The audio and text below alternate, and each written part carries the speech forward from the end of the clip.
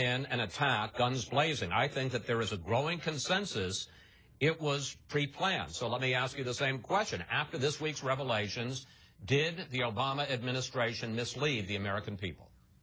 I really don't think so. And I think when you look at what was said in totality in that week, they didn't reach conclusions. The way you just presented that was that by the Sunday afterwards, that the administration said, here's what happens, here's our conclusion. I mean, look, the day after the attack, the president called it a terrorist attack. Susan Rice, in those interviews on Sunday, described violent extremist elements who took over the attack.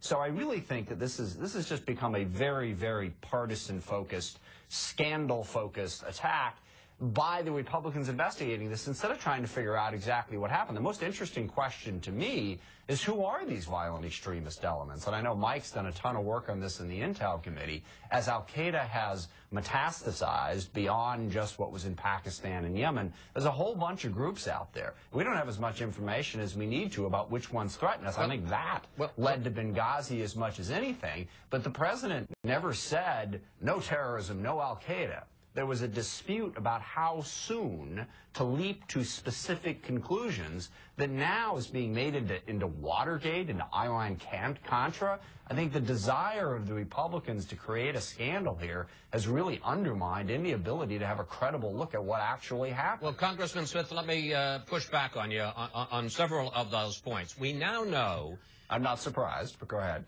Well, that is what I'm here for, sir. I'm not a potted plant. I'm here to ask some questions. We now know that there were 11 different versions of the talking points. 11 different versions. 12.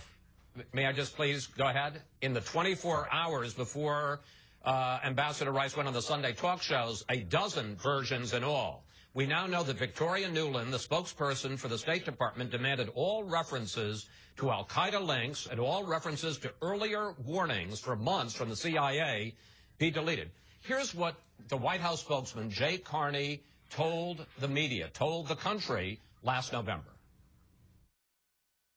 The White House and the State Department have made clear that the single adjustment that was made to those talking points by either of these two institutions were changing the word consulate to diplomatic facility because consulate was inaccurate. Congressman, that's not the truth. That wasn't the only change that the White House and State Department made. Well, look, I mean, there was unquestionably a dispute, as you said in the opening, between the CIA and the State Department on exactly what to put into this statement. Now, who changed what when? The dispute is clear. The dispute was how soon to leap to the conclusion about specific groups being involved in this. Simple question, if I may, sir. Yes, simple question. Please. Was Jay Carney telling the truth on November when he said the State Department and the White House made one stylistic change? Was it truth or not? I don't know specifically who Jay Carney was referring to. He said the White House and State Department. It seems pretty self-evident. Well, yeah, but I don't know specifically which person he was talking to. Look, clearly there were more changes made than his statement made. What Jay Carney knew about who made those at that particular moment. But again, we're talking about talking points. There was no question this was a terrorist attack. They didn't deny it. I would much rather get into an investigation of the groups that threaten the U.S., how we can figure out who they are, and how we can stop them, instead of debating how one memo was put together in the immediate days after the attack. Well, let's pick up on that. Congressman Rogers, the fact is